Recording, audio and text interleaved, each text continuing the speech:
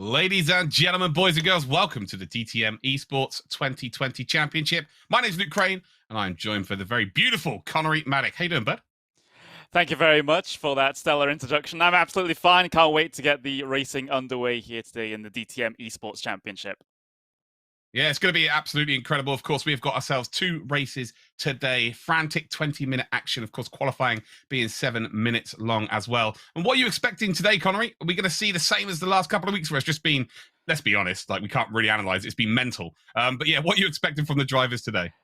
Yeah, I think it could be possibly even more mental, as you put it, because Spa-Francorchamps, of course, an absolutely fantastic track to get some side-by-side action going. There's an ample opportunity for overtakes here, which is what we didn't quite see at Zolder, with some drivers getting stuck in trains behind others. That's not going to be too much of an issue here today, so it should result in some absolutely stellar racing.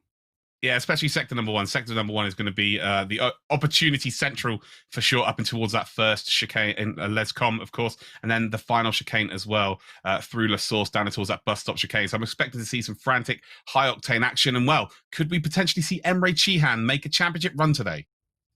Yeah, I mean, it's all possible, especially given the double point situation in the final round of the championship. We're not quite there yet, but Emre Cihan could definitely set himself up for that potential opportunity in the final round if he gets a good result here today, which would be surprised considering the start of the season that he had.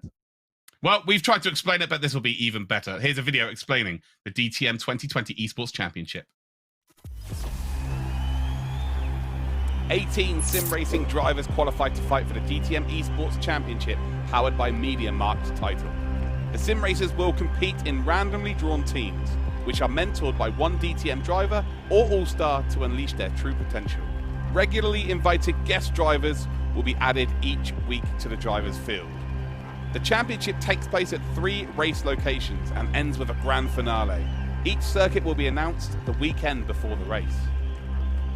Each race event contains 2 times 20-minute plus 1 lap races, with a 7-minute qualifying session for each one.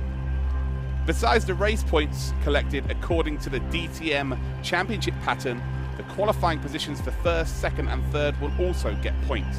First getting 3, second getting 2, and third getting 1 solitary point. The points are accrued for individual drivers and team scoring. Each DTM driver or all-star collects additional points for his team. First professional will get 6 points, second will receive 5, third will receive 4, fourth will receive 3, fifth will receive 2, and finally 6th will receive 1 point. That being said, the races in the final are worth double points. The best team and the best drivers will win an outstanding career boost program. This includes 4 fully packed days at Formula Medicine with mental and athletic training and a full medical checkup. The best driver additionally wins a trophy test and gets a chance to get their racing license. DTM Esports Championship, powered by MediaMarkt. Unleash your true potential.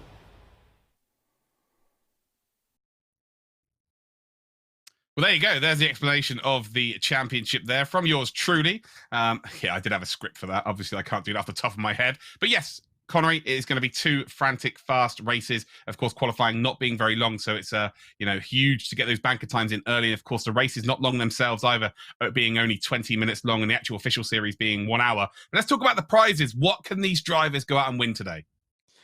Yeah, absolutely. Well, fantastic prize package brought to us by DTM. Of course, you had it at the end of that explanation video. But just to recap, winners from the best team will be able to get themselves a medical checkup, physical training, mental training, and a chance to drive in a professional simulator across 4 days. But we also got the best sim racer as well, which will have all of those prizes plus their chance to test drive in a real racing car and perhaps get their real life racing license as well.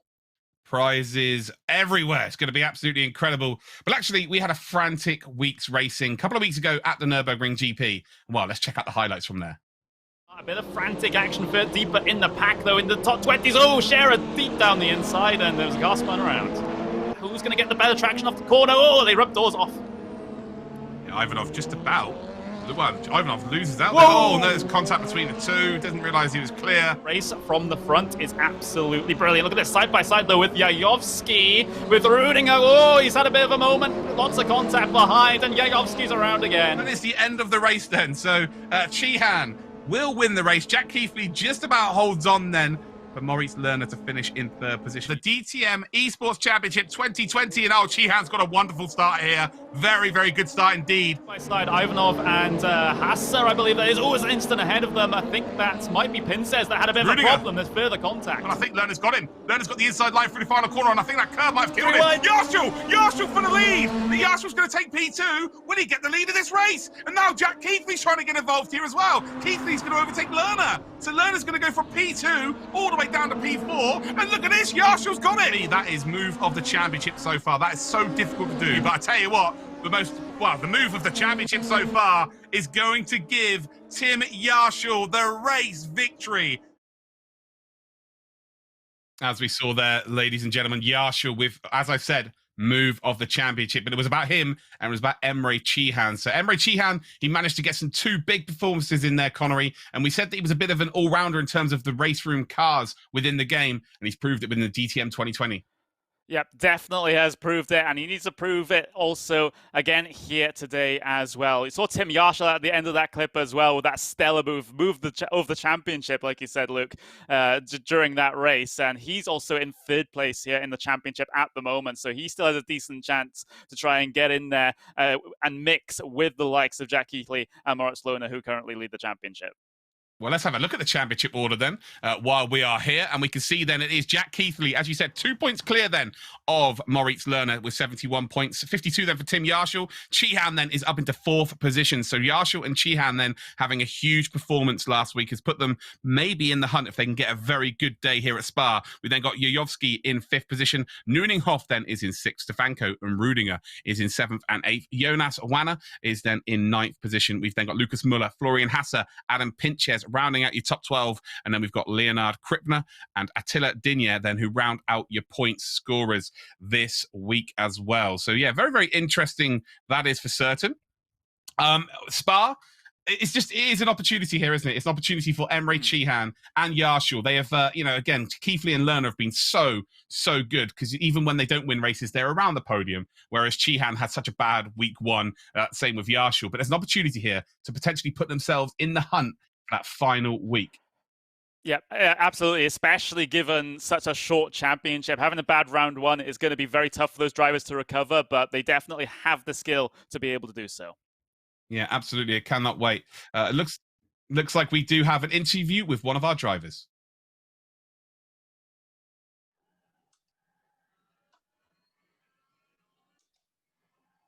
Welcome, Sheldon. Can you hear me? Yes, I can hear you. Nice. Sheldon, your team is in the lead with quite a huge gap behind. You have probably one of the best or two of the best drivers in your team. How do you feel for Spa? Yeah, it's nice to be back at Spa, obviously. An amazing combination of track and car, especially in real life. Obviously, it's a super thrilling track with these cars, 600 horsepower beneath us, a lot of downforce. So it's awesome to be able to use all of that at Spa-Francorchamps. And like you said, my teammates are really, really quick on race room. So whatever I did with the draw, I did something right because I managed to choose two of the best drivers on race room. So I think we're leading the championship now as well at the moment. So yeah, things are going well for me. Nice. We adjusted a little bit the rule book and gave you the opportunity to bring some points for your team. What do you think? Will you score the most points of the real drivers today? That's obviously the aim. I think it's a really nice rule change because it gives us real drivers a kind of chance because, to be honest, before that, we were pretty far off. These guys are just unbelievable on the sim racing. So it just gives us a bit of a better chance to perform in the race and give us a bit more motivation as well. So it's going to be nice to fight with Lugi and Timo as my real-life teammates and then some other guys like Fabio Scherer as well. So looking forward to that, and hopefully I come out on top as best real-life racing driver. Nice. Thank you for the interview, Sheldon, and good luck for the race. Thank you very much. Catch you later, guys. Ciao, ciao. So there you go, ladies and gentlemen. Great to hear from Sheldon van der Linde. And there was a rule change that we have had. Of course, now the pro drivers do earn points for their team. Great to see that Thomas was implementing those new rules and regulations for this championship, Connery. And it should make this a little bit more interesting for those drivers. Yeah, it's going to definitely make it more interesting, considering some of the pro drivers, of course, struggling to get up to the speed of some of the sim races. That's because they just haven't had as much preparation. They don't dedicate their lives to this like some of the sim races do. Some of the real drivers have those real-life racing commitments to be concerned about. But for them to still turn up and still be very, very competitive just shows how good they really are. And now to get points in their own little championship as well, that's going to really, really boost the mood. Well, we are here at one of the most famous circuits in the world, Spa-Francorchamps. And well, now let's check out a little video showing us today's track.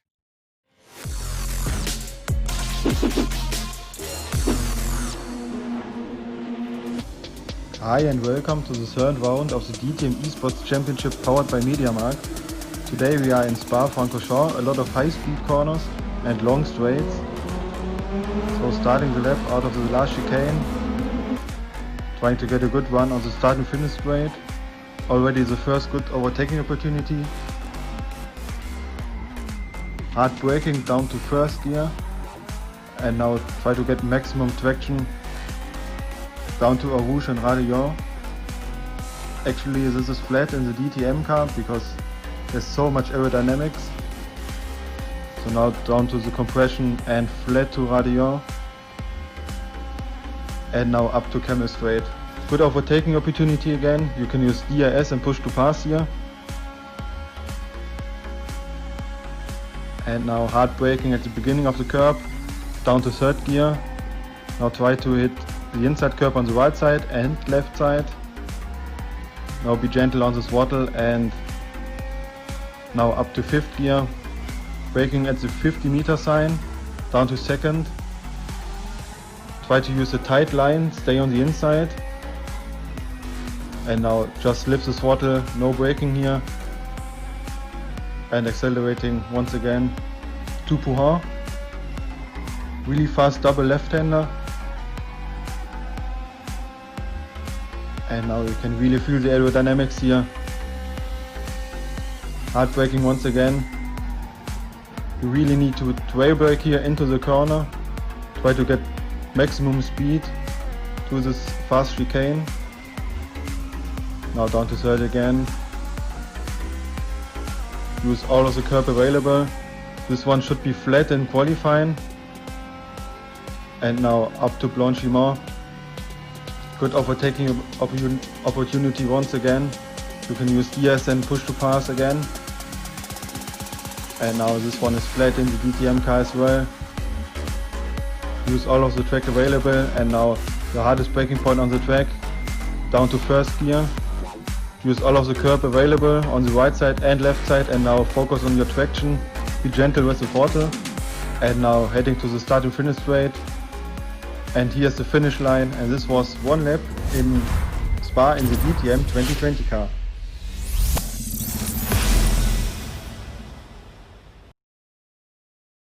Now, I love Spa, but I know someone who likes Spa a little bit more than I do, and that's Connery. Connery, talk us through this famed circuit.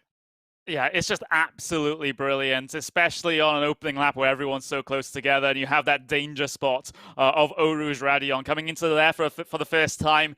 It scares even the best of drivers, but then the scary moments aren't done. You have that run down the Camel Straight into the braking zone of Lecombe as well to be able to attempt to make passes done, and then it's just an absolutely flowing section after that down in towards Ravage, Pouhon, then into La Farnia. It's just an absolute joy of a track. It's really a driver's track as well as a track that promotes some great racing as well.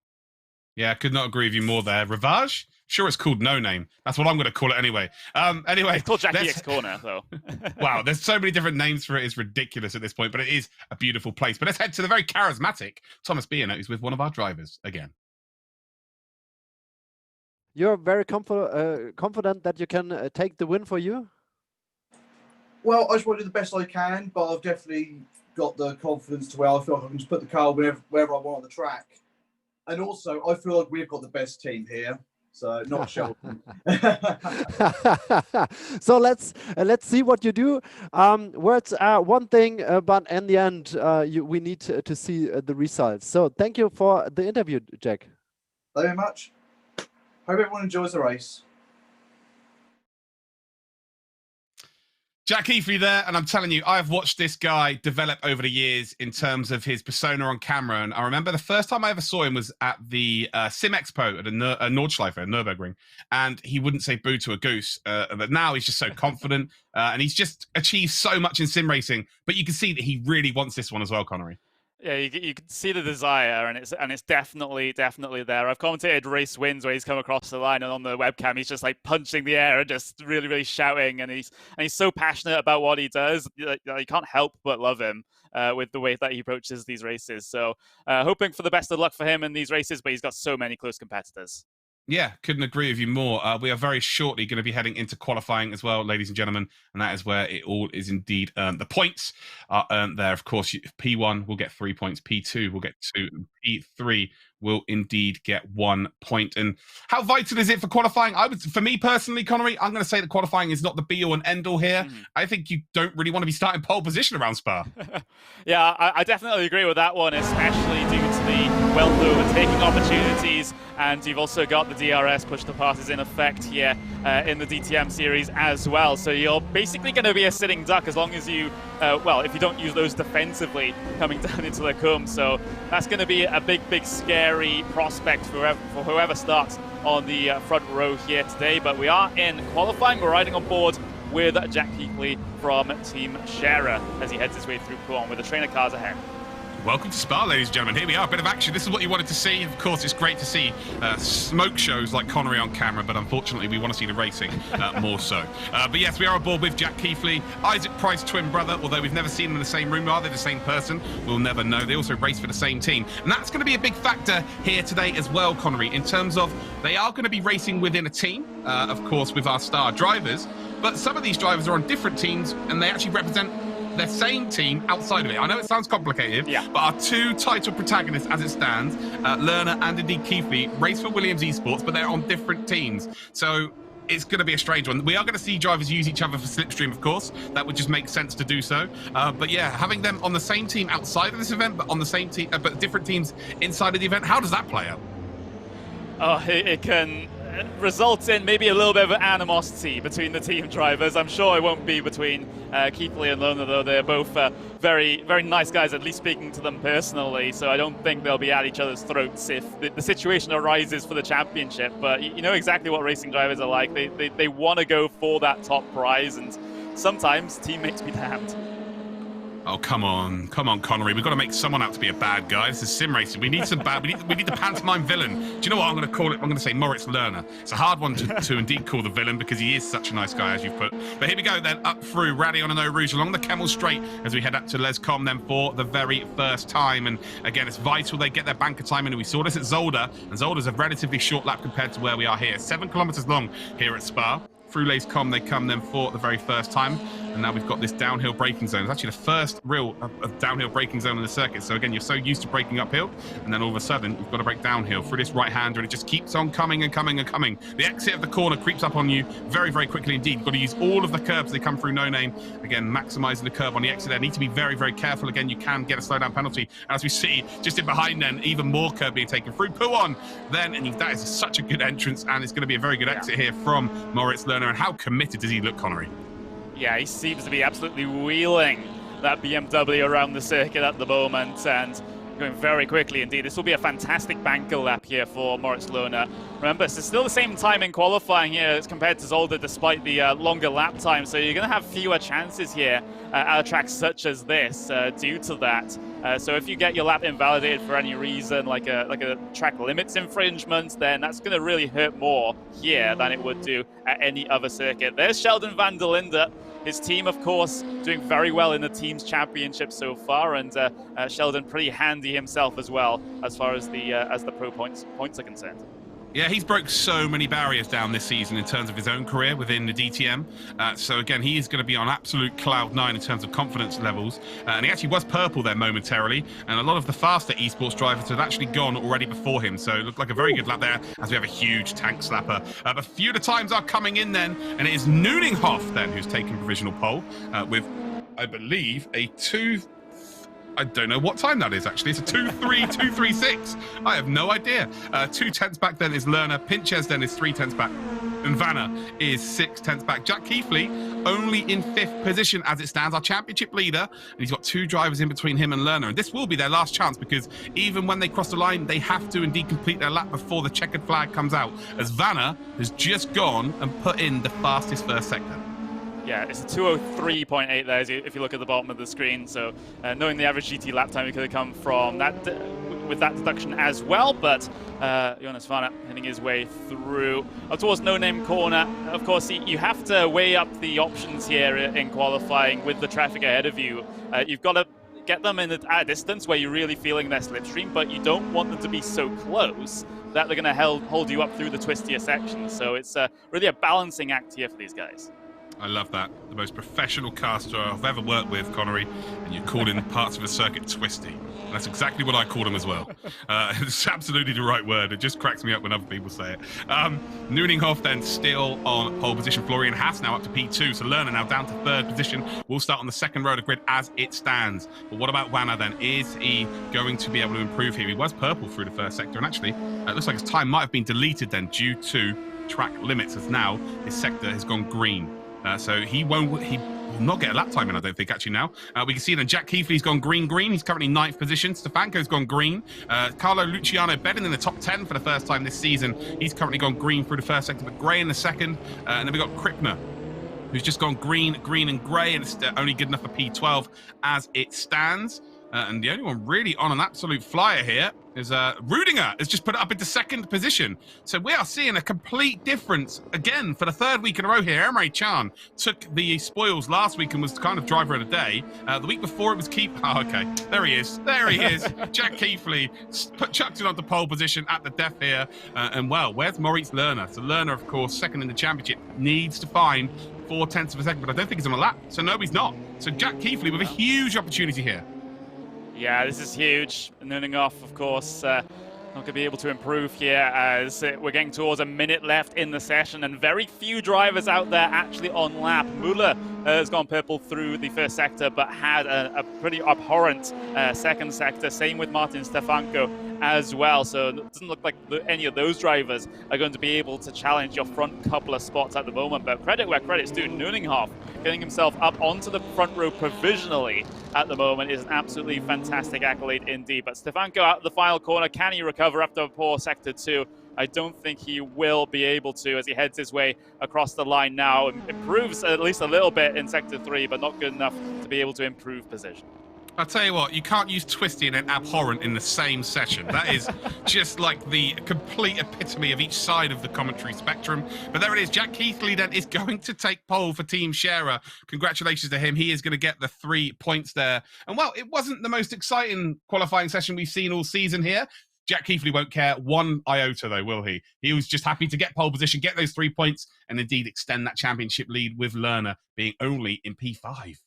Yeah, this is a great opportunity now for Keithley. You called it at the time. He has his closest championship competitor a little bit further down the order. He has that bit of space. He has cars in between himself and Lerner at this point. So this is absolutely amazing for Keithley. But the problem is now he has to capitalize. He can't afford to put a foot wrong this time and have a spin and get cycled towards the back. Otherwise, he's in the exact same position he was in coming into this race. Like I alluded to earlier on, Connery, P1 isn't necessarily the best position to be starting in at a circuit such as Spa. We've seen it many a time before where P4, P5, P6 maybe, they have a shot of going up to into P1 as they come up towards Lays-Com along that big, long Kemmel Straight. It's all about getting a huge exit at the top of a Radion and Eau Rouge. I'm excited for this one. I think this is going to potentially be the best week we've had so far. It is around a very historic circuit. But who's going to be leading into, Lays-Com? Who's your money on right now?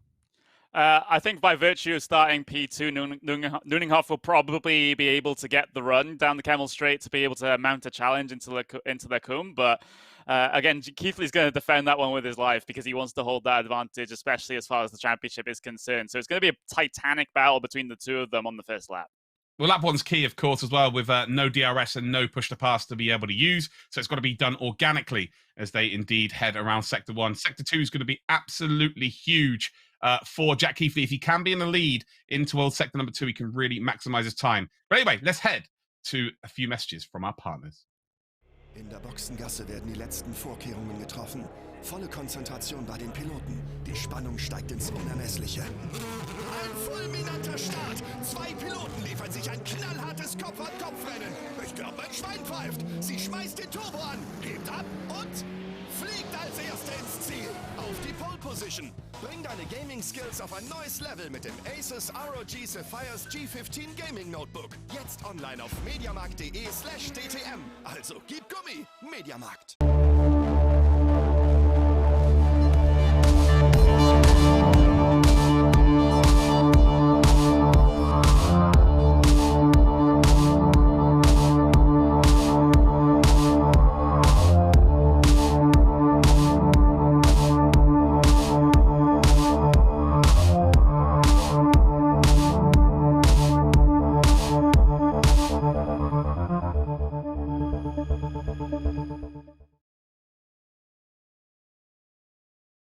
Welcome back then, ladies and gentlemen. It is time for race number 1. Race 5 in total of the DTM Esports Championship 2020. And well, let's check out the grid for race number 1. Yeah, absolutely. Let's have a little look then. Jack Keithley, pole position here in qualifying, gets himself 3 bonus points for his luxury as well. Nuninghoff in 2nd place. Pajic starts in 3rd with Rudinger starting in 4th. Florian Hasse in 5th place. Emre Can starts in 6th. Moritz Lohner starts 7th. Pinces in 8th. Krippner, P9. And Tim Yarshall will round out the top 10 on the starting grid. And then you've got the likes of Muller, Wana. You've got Stefanko and Bedin bringing things down to P14. Dina and Ivanov bringing things down to P16. Sheldon van der Linde 17th, and then Lucas Auer in P18. Robin Rogalski as one of the new drivers starts in P19. Timo Glock in P20. Then those drivers at the very back here. Jovski not having a good qualifying, neither with Scherer or Magera. Yeah, there we go. So Florian Magea, who is indeed a tennis player. He's one of our start drivers for the week. He's our wildcard driver for the week.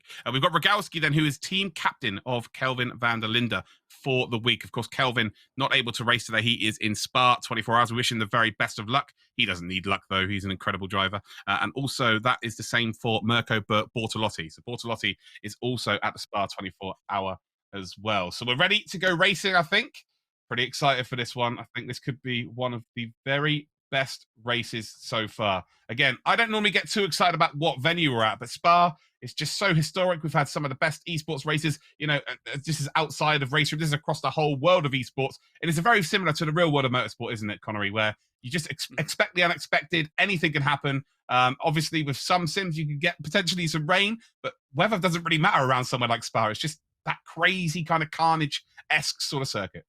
Yeah, it doesn't need that added element to be exciting, and it's just a fantastic trait for a racetrack to have. It's a reason why so many series make a visit here year on year on year and don't drop it from their calendars. It's because it's an absolutely historic racetrack, and for good reason as well.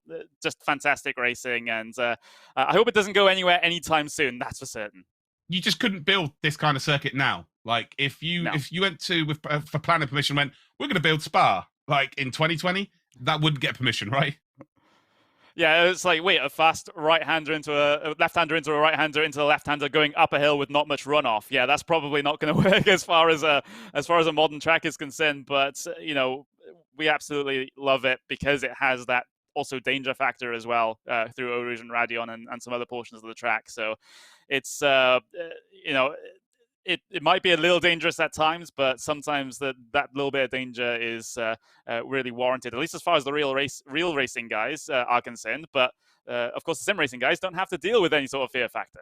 Yeah, we're going to be expecting them to give absolutely everything here. Again, there's 3 completely different sectors. Sector 1 being very, very technical, but again, I would say that's the area of the circuit you can really gain the most in terms of overtakes. Sector 2, for me, is the part of the circuit where you can gain in terms of most time. And then Sector 3, well, you know, if it comes towards a couple of last laps, you're a couple of tenths within your driver in front of you. You're making that opportunity into the the bus stop chicane. Sorry, the Spa chicane? The bus stop chicane. I guess it is the Spa chicane as well. So yeah, there's plenty of differences around this circuit. And again, that's going to be, that we've seen it in qualifying. Jack Keithley, one of the most experienced sim racers in the world over the last few years. And, you know, a circuit like Spa is going to pay towards experience, right?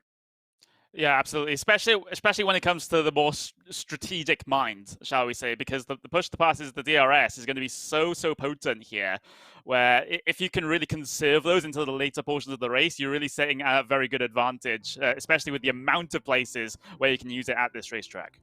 Here is the grid then. You've got Keithley and Nuninghoff then on the front row. Pajic then and Rudinger, a third and fourth. Florian Haas and Emre Cihan on the third row. Cihan needing to get up really high up the grid as soon as possible. Lerner then and Pinches in P7 and 8. Leonard Krippner and Tim Yarschel, all German, fifth row. We've then got Lucas Muller and Jonas Vanner then, an all-German sixth row. We've got Martin Stefanko and Carlo Luciano Bedin in 13th and 14th position. Attila Dinier and Roman Ivanov are in P15 and 16. Sheldon van der Linde and Lucas Auer are 17th and 18th position. Robin Rogalski and Timo Glock are in 19th and 20th. Erhan Yayovski, big surprise here that he's not got a time in alongside Fabio Scherer. And we've got Florin Mergier next up then. Here we go then. We've got 45 seconds to go before we do indeed head into our first race of 2. Right, it's time for predictions, Connery. I'm going to go out there and I'm going to say that Moritz Lerner is going to come from 6th on the grid and go out and win this race. What are you going for? Oh, that is a pretty bold prediction, I have to say. I think Keithley definitely has the capability to hold on to the race lead, and I think he will do so. So I'll go for the quote-unquote protagonist that he tried to set up a little bit earlier on. To be fair, mate, I have, I've put a bold claim out there because anything can happen at Spa. And if it doesn't happen, I don't look too silly. But if it does happen, I look an absolute genius. But here we go. It is race time. 20 minutes of racing action here. Then at Spa, it's Jack Keithley on pole position. Actually, he's not got the greatest of starts here. And I think Nuninghoff might be alongside him. No, he's not. Not quite. And well, actually, these two have got flyers here. P3, Cihan. Already up to P3. Nuninghoff trying to make a move for P1. And he's successfully done so here. As they come then through turn 1. Oh, there's one car already all the way around then. Dropping down the order here. Was that Rogalski? No, it wasn't. It was... I'm not too sure. It was Dinier. Oh, no. So Attila Dinier then makes a mistake. And up through Radion and Eau Rouge, it is Nico Nuninghoff, who's already got the lead, but this is where the slipstream comes into play. Yeah, absolutely. Can Nuninghoff hold off the charge of Jack Keithley coming down the Kemmel Straight? He's sitting inside the slipstream. Very defensive line being taken by Nuninghoff as Keithley looks to go the long way around. At the first part of Lecombe, he has the inside line for the second part, but the advantage here switches so many times through this section of racetrack. Nuninghoff still trying to fight on that inside line, gets a bit of a slide on, and it looks like Keithley has been able to gain the race lead.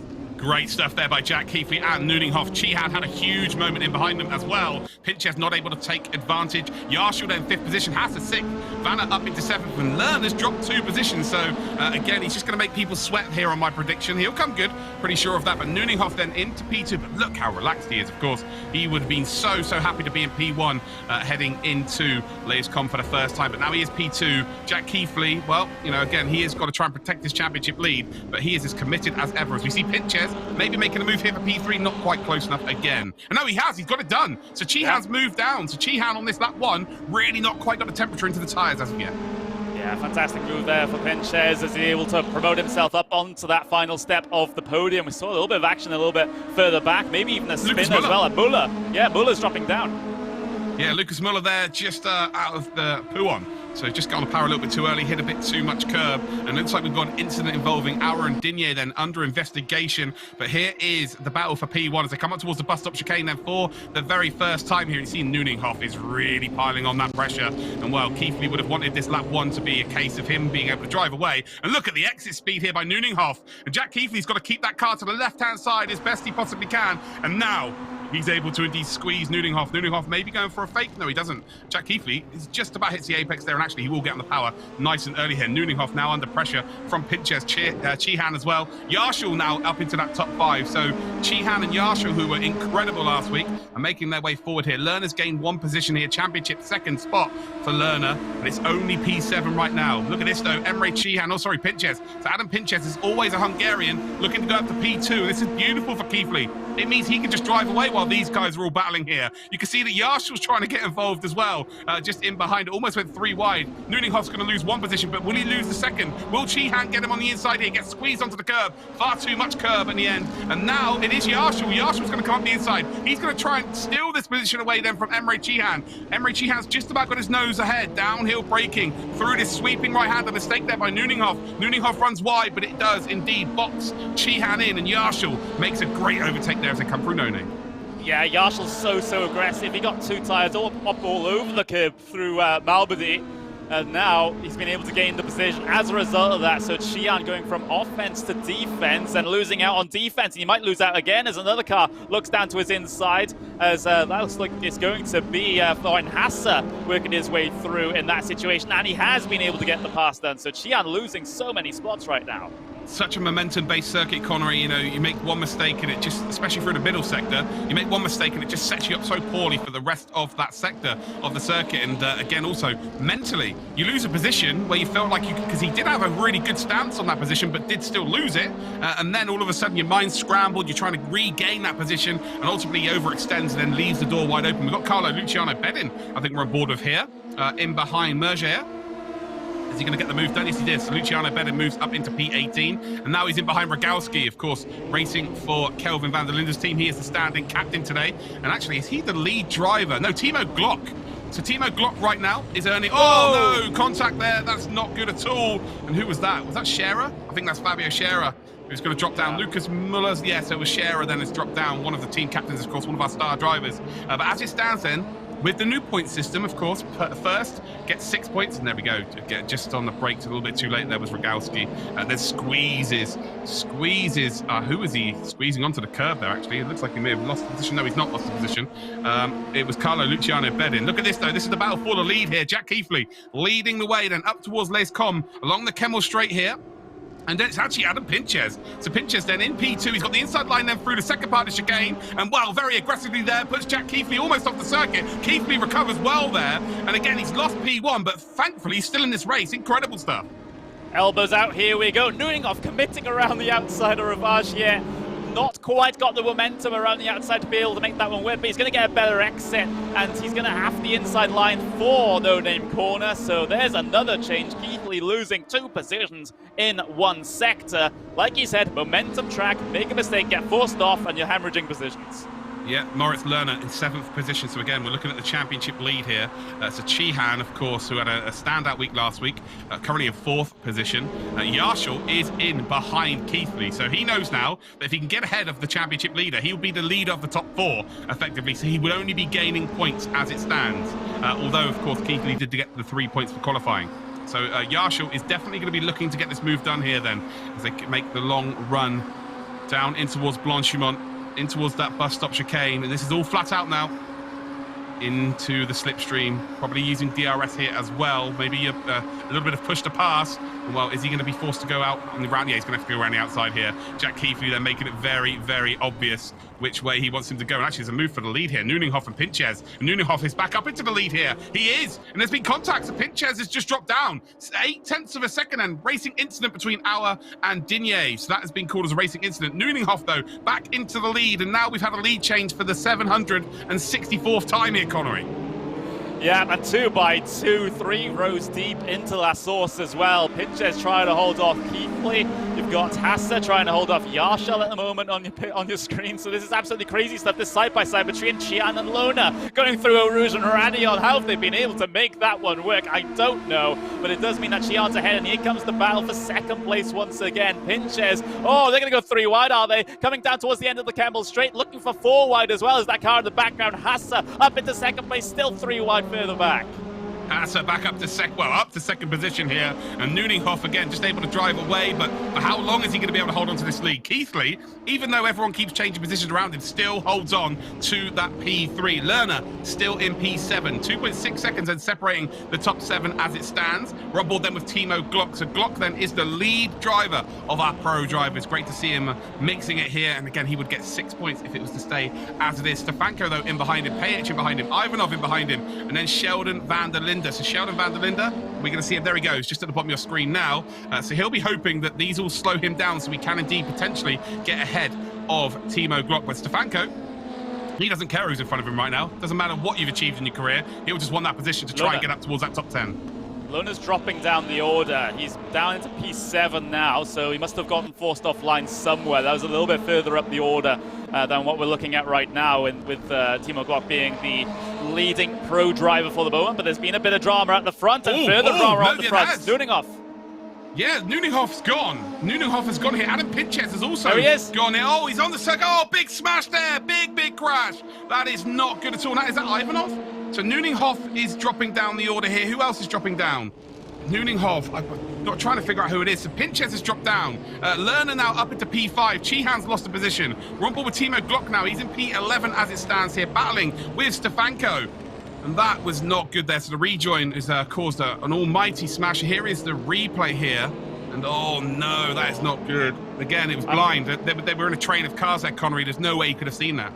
Yeah, I kind of want to see what exactly happened to Nuninghoff to even put him in that situation there. It's a very odd place to go off. It's not immediately in the traction zone for Paul Frere. It's way down the little straight bit, so it must have been some form of contact with another driver, but we'll just let you know as soon as we get the information on that. Meanwhile, still this battle for P11 between Stefanko and Glock.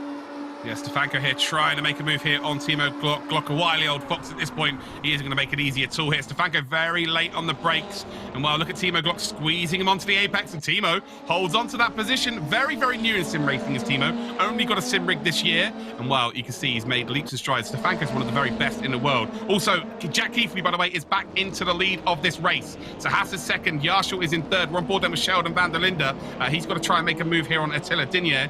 Carlo Luciano Bedden's been giving a little bit of grace. He was able to drive away, but Timo Glock, you know, Sheldon van der Linde is going to be looking to try and catch him. But Timo is showing no chinks in his armor whatsoever. Yeah, absolutely none. Just all over the racetrack trying to make that car as wide as possible.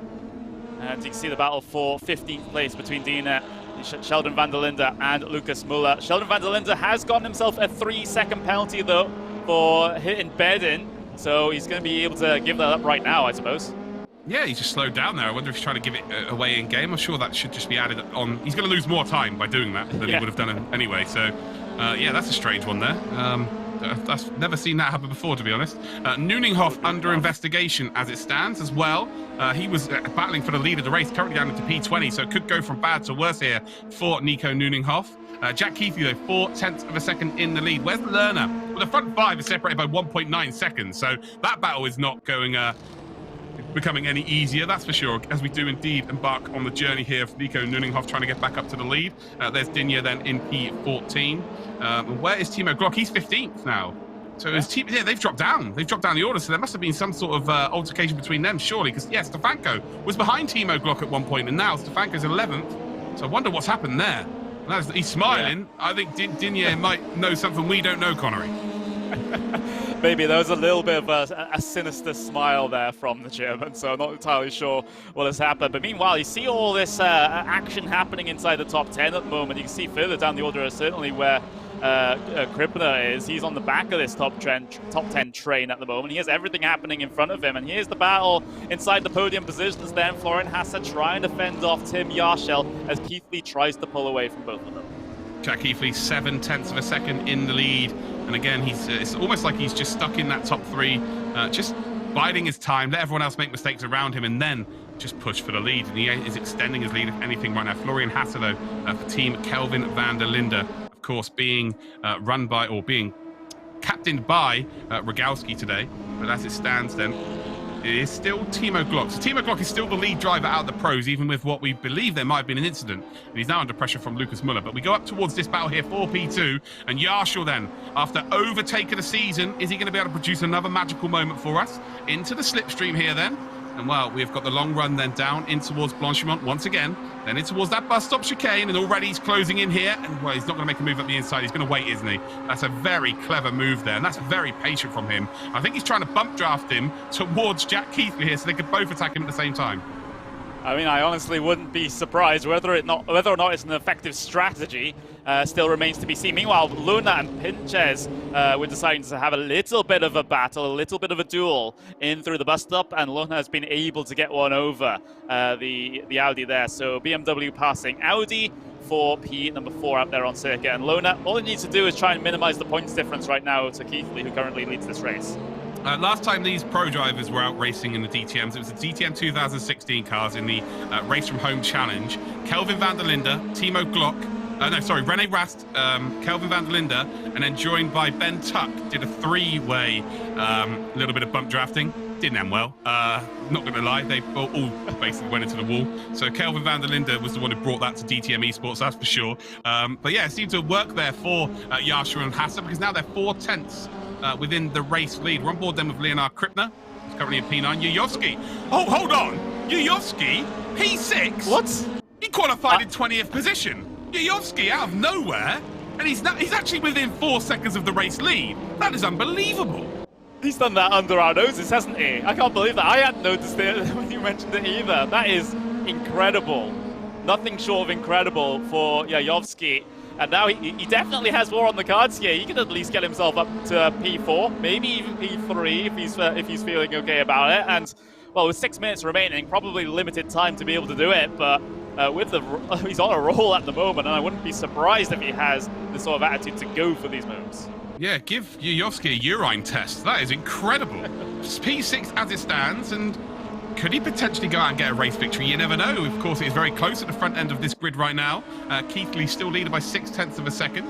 We've got Yarshall in 3rd. Lerner is up to 4th position, and Lerner's going to be furious right now. He'll want to try and get ahead, of course, of his championship rival. Yarshall closing in on the back of Hasse. Hasse's closing in on the back of Keithley. We're on board with Adam Pinches, who's currently in P5, but Yuyovski is not far behind at all, and I cannot quite believe my eyes here. In behind them then is Vanna. We've got Rudinger, Krippner, and Sheehan then, who's making his way back up through the field, by the way. And again, we have seen a little bit of carnage today, but again, as much as we've seen carnage, for Yuyovski to be within 3.6 seconds of the leaders is absolutely mesmerizing.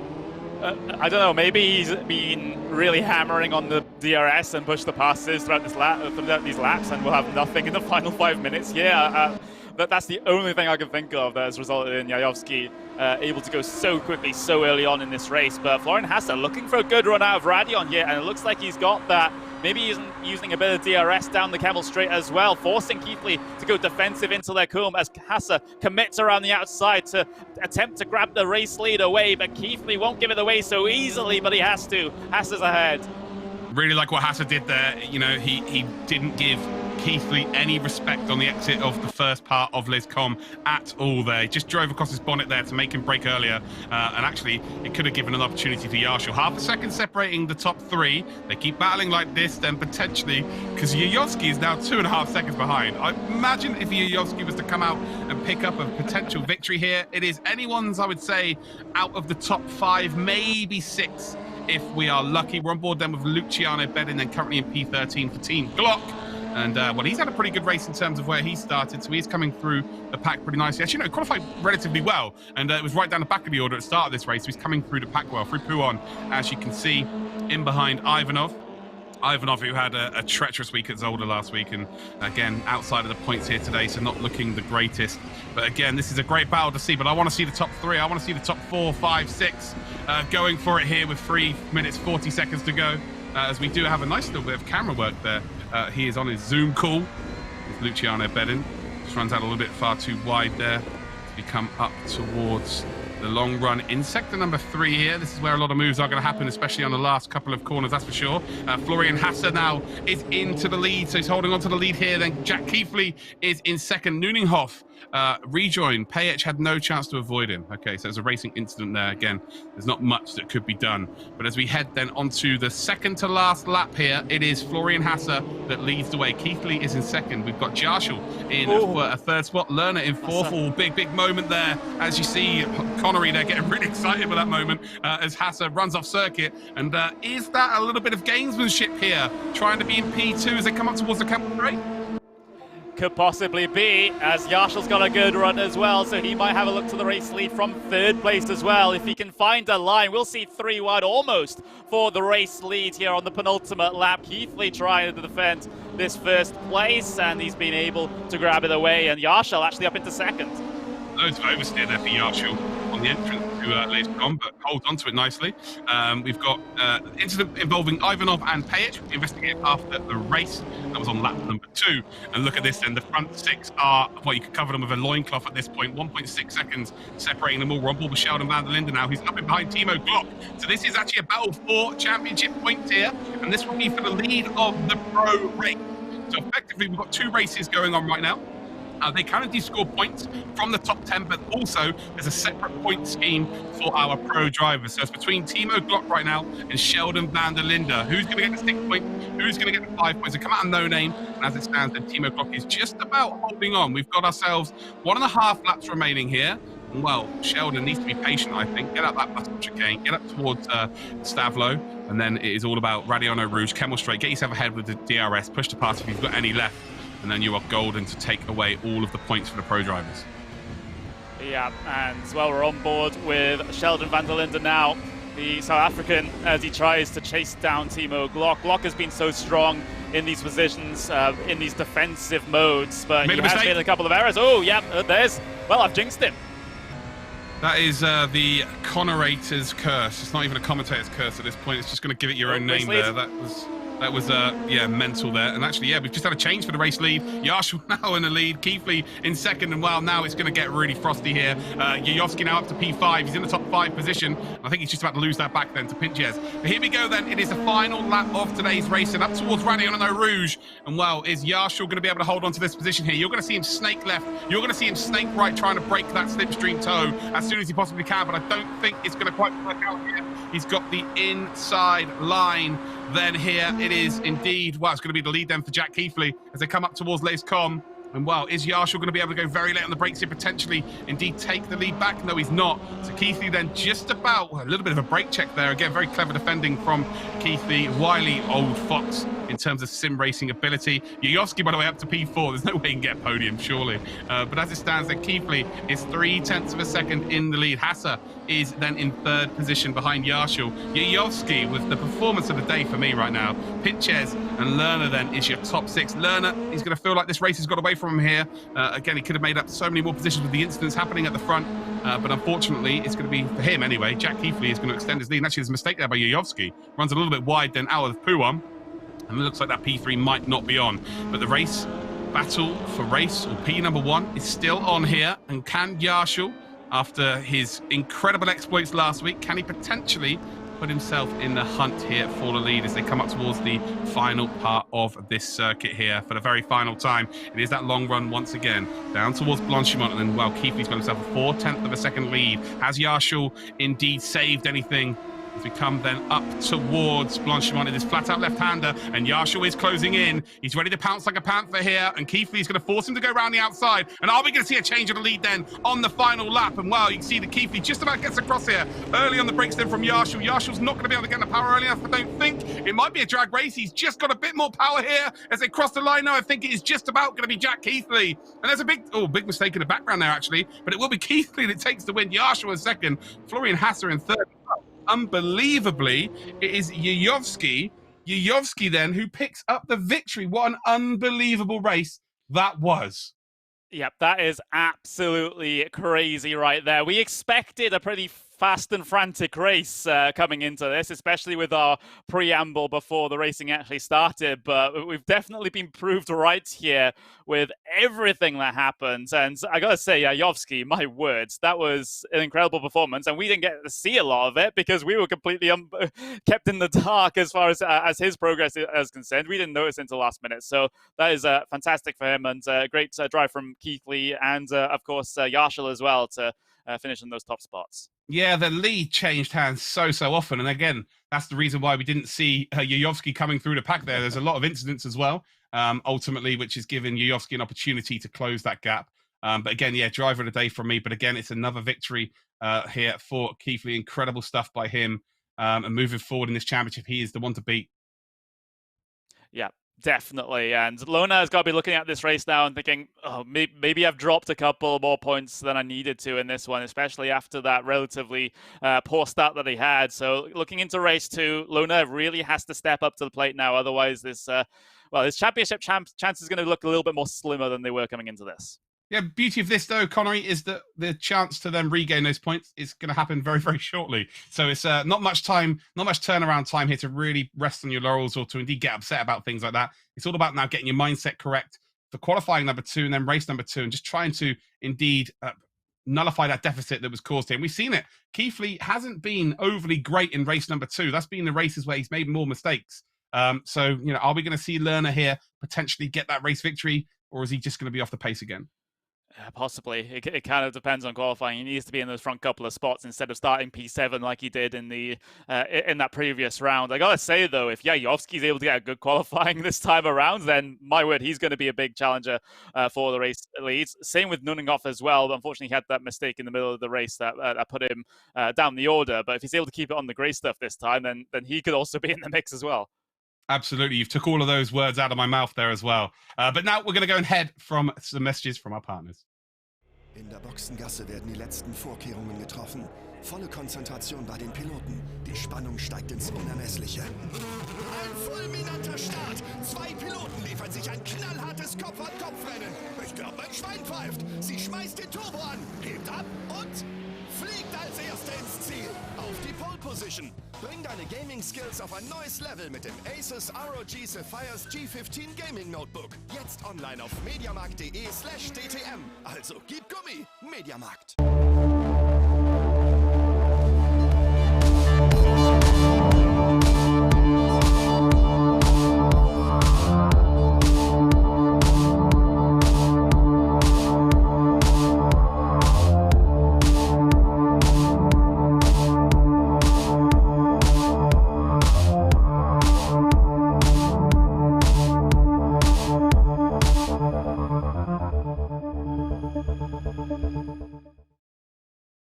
Still running out of breath here. What an unbelievable race that was. Again, Spa always does indeed bring excellent racing. Also brings some surprises. You were just talking about there, Nunninghoff. He's got some unfinished business here. He was looking very good to potentially go out and win this race today, but there was an incident. We didn't quite catch it. So he will want to try and get himself onto the podium. And talking of podiums, Connery, here is podium for race number 1. Yeah, Jack Keithley, a well-deserved P1, holding off all of his challengers. And like you said, though, the race lead changed so many times throughout that race. Maybe the top 5-6 cars could have come home with the top prize at the end of that one. But that's how the order looks at the end of that round. Jack Keithley, Tim Yarshall, Florian Hasse as your podium sitters. Then Yayovsky with that fantastic improvement from near enough the back of the grid up into P4. So he really picked his way through the field and became the second best BMW out there. We got a nice little order. We got an Audi, we got BMW, Audi, BMW, Audi, BMW, Audi, BMW, and then the likes of Rudinger and Xian ruining the pattern, unfortunately, down in P9 and 10.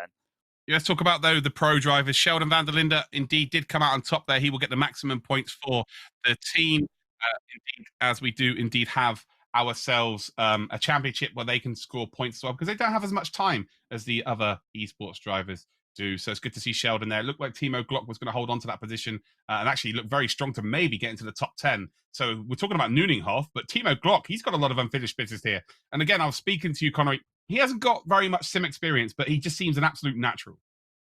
Yeah, absolutely. Of course, you know, he has a wealth of experience in the real world as well. So that certainly does carry over. Just like sometimes the same drivers carry over their skills into the real world as well. There's definitely the transferable nature of what it takes to go fast here in the race cars, and no matter if they're virtual or real, it's the same sort of skill set. But we're in qualifying 2 here, Luke, and it might be a different order once again at the end of this session, if previous sessions are anything to go by. Yeah, I love what Fabio Scheira's doing there. I'm going to tell you now, he's doing absolutely nothing, but it looks really cool. But yeah, as we go up towards Lace-Com, it is Fabio Scheira we're on board with, and can he potentially get some more points for his team moving forward in this championship? 6 minutes or 7 minutes to go in this qualifying session, and well, we've got no time to breathe, no time to rest. We are straight back into the action for race number 2. So again, the 2 drivers we're going to be watching out for the most here, really, or I guess we're going to say 3, will be Nuninghoff, who's got unfinished business for sure. Yayovsky, if he can actually get a qualifying lap, and he didn't even get a time in qualifying 1, started out in 20th position, managed to get P4. And Moritz Lerner, who's lost a load of championship points then to the leader of the championship, which being Jack Keithley. Well, it comes down to those 3 here, but then there's around about 10 drivers who could win this race. We saw that in race number 1, Connery. It doesn't matter what we say, we can't call it. We have no, like, this sort of circuit, these kind of drivers, they just really make it very hard for us to sound like we know what we're doing. Yeah, it does. So, you know, we just have to deal with that situation for now.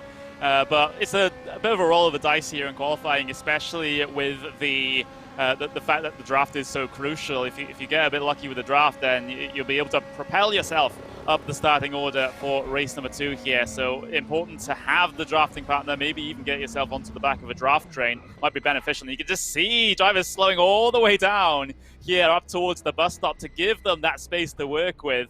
And, well, it kind of reminds me of qualifying in Monza. Yeah, but you've got to think long-term here. This could really hurt you in terms of getting 2 laps in. I think they might, yeah, they're going to be okay, actually. 5 minutes, 30 seconds to go, so they are just about going to get 2 laps in. But for anyone behind, they need to start just being a little bit more careful there. I guess they've got around about a minute to play with in terms of getting 2 laps in total. But yeah, that could go wrong. Could easily go wrong here, as we do indeed go on board them with Lucas Auer. He'll be one of the last drivers to indeed embark upon his first flying lap. Well, can he have a bit more fortune in this race? It ended very, very quickly in race number 1. Well, is this going to be a little bit better? 5 minutes, he will get the full 2 laps as well. Well, here we go then. Up towards turn number 1. Make this corner as wide as possible. Open it up. Again, you've got to grab that curb. And actually, it's very nice to just hit. There's a little dip on the inside of that corner, which helps rotate the car. So you've got to make sure that you do indeed hit that dip. If you get too close, you can indeed get killed by that wall.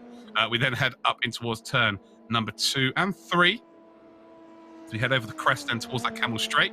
That's a very good line there by Lucas Howard. Just looks like he's in a bit more check here this time out. A long run then down in towards Les-Com. And again, he looks really, really composed here. Looks really, really comfortable, which is good. Of course, race 1, as I've stated, didn't go too well here. So he's got unfinished business through Les-Com then for the very first time in this session. Again, he's now got about half an hour's worth of experience in terms of qualifying in a race behind him. So expecting all of the drivers to be a bit quicker. And actually, he's gone purple through sector number 1. So very, very good time then. To come then through Rivaz, as you've been calling it. I didn't know the name of that corner there, Connery, so I'm not going to pretend like I knew that beforehand. You got to pronounce it like a Frenchman. It's Rivage. Oh, Rivage. Or okay. It also has an alternate name, Bruxelles as well.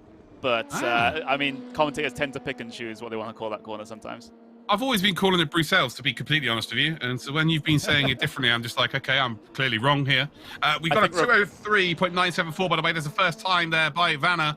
And it looks pretty quick. We saw quicker in qualifying number 1, but that is a hell of a banker time. And there he is, Yayovsky. Hey. He got a lap time in. Woohoo! So that bodes well here for the race. If he can gain, what? Did he gain 16 positions in a race? If he starts any higher than 16th, he's guaranteed a win. Yeah, I think that's the mathematics that we're trying to do in our heads. It makes total sense, don't ask me. As Krippner also on a qualifying lap here, green in his first 2 sectors, so not expecting a driver like Krippner to be at the very front of the field, but if he can start solidly mid-pack, then that would be absolutely beneficial for the driver from Team Sheldon van der Linde. I say that, though. He's just gone P4, so maybe I shouldn't diss him too much in this situation. But the first couple of bank laps have come through. I'm not seeing a lap from Moritz Lerner or, well, I'm seeing Jack Keithley down in P10 at the moment. That's not exactly ideal as a first lap, so it really puts a lot of pressure on his second lap now. Kribner, if you want to start any Twitter beef with Connery, I'll back you up, mate. Don't worry about it. They were fighting words from Connery. Nuninghoff then is currently in P1, so he's taken that pole position. Yujovski in second, and Lucas Muller and Sheehan, Sheehan's gone purple through the first sector, and so is Rudinger. So Rudinger then is gone purple. And I do want to give a shout out to whoever's created this overlay. It is absolutely delightful. It's got all of the relevant information. So again, massive tip to the hat to Race Room and DTM for giving us this incredible overlay with the sectors and all of that good stuff. It's just so nice here, and it's very, very similar to what they have in the real world. And also you can see all of the Esports Championships on circuit as well. Like, how cool does this look? Yeah, it's always good when sims actually allow you to customize the user interface for the broadcast like this. Of course, some use third-party apps, some use built-in stuff, but yeah, this is a good rendition here for the DTM Esports Championship, and very, very clear. Yeah, very, very clear indeed. Again, it's got that blue and light green that we've seen with the DTM and the DTM Trophy. And if you've been following the DTM Trophy, our official champion, Tim Heinemann, I believe he's on the German commentary for this again. So if you want to go check out the German commentary and just go and say congratulations to him, make him blush, although he's German. They don't blush. They don't get embarrassed by anything. They're like the most cool, calm, and collected people in the world. With 1 minute, 20 seconds to go, that is it for anyone that crosses the line now. And, well, there you go. Keith Lee has taken pole, but look who is in second position. So Lerner has learned from the experience of race number 1. That's for sure. Qualifying is a lot more important here. Timo Glock, he's just going to go out and get some more time on track for me right now. Again, he was in a very strong position to potentially get top 10 in race number 1, but ultimately just slipped down again. We didn't see if there was an incident potentially. We saw that Digne was a little bit sheepish, should we say, when we went on camera with him, and he was very close to, indeed, Timo Glock. So maybe there was something there. Well, we look at Lucas Muller, who's gone purple. Yarshall's the one to watch out for here, actually. 7.5 tenths of a second. He is gone purple and green. And he's just come across the line, actually. And unfortunately, it looks like he might have invalidated his lap. No, he did go quicker. So he's now 6 tenths of a second off of the pace. Stefanko has just gone purple and green. Across the line he goes. Well, it wasn't. Oh, he's got P5. It is. It's a great time. Really good time there. So, well, there you go, ladies and gentlemen. Unbelievable scene. We have got the front two in the championship then are going to start on the front row of the grid, which makes it really, really exciting. And Lerner starting P2. You love P2, Connery. Huge opportunity for him here. I mean, we saw how good of a chance it gives you on a first lap to try and get up into that race lead. But whether Moritz Lerner will be aggressive with his teammate outside of this championship, is how we say. Not in the same team, actually inside of this championship, but they still have that relationship. They know each other's strengths and weaknesses, and that might be able to factor into this battle as well. So it just adds that little bit more intrigue to what's going on here. I can't wait for it, and I hope it just doesn't end in tears. It's like playing a board game at Christmas with like your partner in a different team to your partner. You've still got to go home and live with them. This is the same for Lerner and Keithley. They've still got to go back to their respective teams after this and be friends with each other. So again, we have seen them fight though really, really hard, and I'm not expecting anything less. The big story here is Yujovski. He got a lap time in, which is going to be very, very good moving forward. And what we're expecting to see from Yujovski? Well, Yujovski, as you quite rightfully pointed out, brilliant performance in that first round. And now he starts nearer the front of the field. So if he's able to pull out the same sort of pace as he had in race 1, then Keithley and Lerner just got to be quaking in their boots at the moment because of the ease that Yujovski was able to work his way through the field. He has a lot of hidden race pace here. Yeah, and even when he got within sort of 4.5 seconds, he was able to indeed still progressively get closer to the front too. So I'm really, really excited to see what he is able to indeed achieve this race. You know, we joke about Yujovski going from P20 up to P4, and he's going to have to win this race. Obviously, that's not going to be happening. But anyway, we are now just going to go and check out a message from our partners before we head into race number 2. Mental economy gym. The main concept of this gym is to check the brain performance in different attitude, and at the same time the body and the brain consumption. What is important is to have high performance and low consumption. And we demonstrate that the top Formula 1 driver, they have a very economic brain compared to people of the same age that they are not drivers. We have many different tests for concentration. It's very easy as a concept, but the timing and the pressure is creating complication. A kind of racing car, more the driver is relaxed, more his car is faster. Reaction time are very important. When you are in front of the screen, you don't see anymore the number you have to find. If you are just outside and you watch, you see everything very easily. Another important topic for a driver is the coordination. Is to be fast, precise and fluid in the movement. We can create many different tests and many distraction, noise and image that try to take away the focus of the driver from his test. We can compare this chair to the treadmill or the bike that you find in the gym. You can have one of these chairs at home and you can train the brain in different conditions. Better performance or low consumption. This is the goal.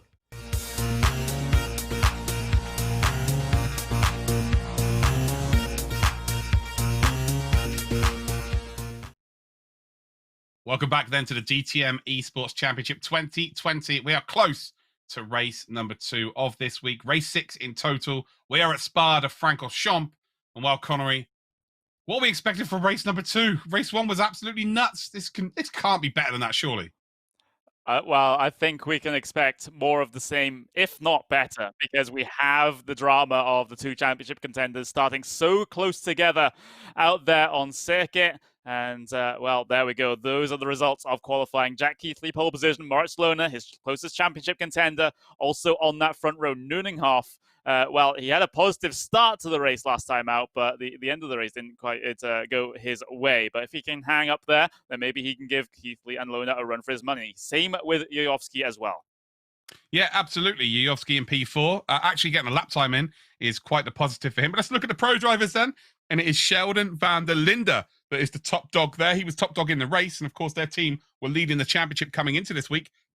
Timo Glock then is in 19th position. Lucas Auer, sorry, is the second driver of them in 18th position. We've then got Rogalski, who is the captain of Team Kelvin van der Linde. And then Fabio Scherer will start 5th on the grid for those. They're at the back of the grid but in terms of their little championship and their points that they will be going for today. That's what they're going for. But yeah, Keithley on pole position, Lerner is second. But for me, I think it's Neuninghoff and Jojowski, because Jojowski hasn't really got the championship to run for. He's had a bit of misfortune, so he's going to go out there and give it everything. And I guess the same could be said for Neuninghoff. Those two have got nothing to lose. So, you know, even if, you know, they're going to be fighting with the front two, do Keithley and Lerner, do they fight for those positions? I'd probably be saying no. It comes from a matter of perspective, doesn't it? At least for Jojowski and of course Jojowski, it's the situation where, like you said, they're not fighting for anything in the championship, but every single race car driver wants to go for a race win. If it's on the cards, if it's there, they will go for it. They don't care that Moritz Lohner and Keithley are involved in a championship fight. That's the last thing that they're going to think about. Yeah, they want to become the 5th different winner of the DTM Esports Championship this year or this season. Which I'm very much looking forward to. But again, mentioning the front two here, if they get put under pressure from these drivers behind, I think Lerner probably has to attack and he has to defend. But if Keithley's put under pressure from a couple of drivers where it looks like it might be an opportunity where they, you know, could indeed damage his championship run, he's not going to defend as hard as what he might do, you know, maybe last week or the week 1. Yeah, that could possibly be the case. We're seeing the team's championship standings up on screen for you now.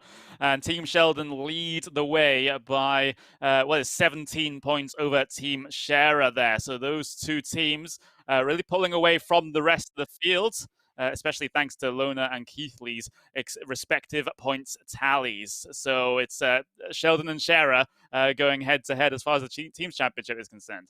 Yeah, 17 points is quite the margin. Of course, now with the added bonus of the points that the pros can indeed accrue. And, you know, the fact that Glock was able to finish second means that it makes it even better for Sheldon van der Linde to extend his championship lead, because Scherer is nowhere near in terms of the race. So, yeah, interesting to see. But here we go. Here is your grid. The front row will be Keithley and Lerner, first and second in the championship. Nuninghoff and Yuyovski, these two are going to give everything, that's for sure. Stefanko and Emre Cihan then in 5th and 6th position. And then we've got Marco Pajic and Jonas Wanner for 7th and 8th. Lucas Muller and Tim Yarshall will start in the 5th row of the grid. Then we've got Carlo Luciano Bedin and Leonard Krippner in 11th and 12th. Roman Ivanov and Florian Hasser then are in 13th and 14th position. And then we have got on the 8th row of the grid, Leon Rudinger and Attila Digne.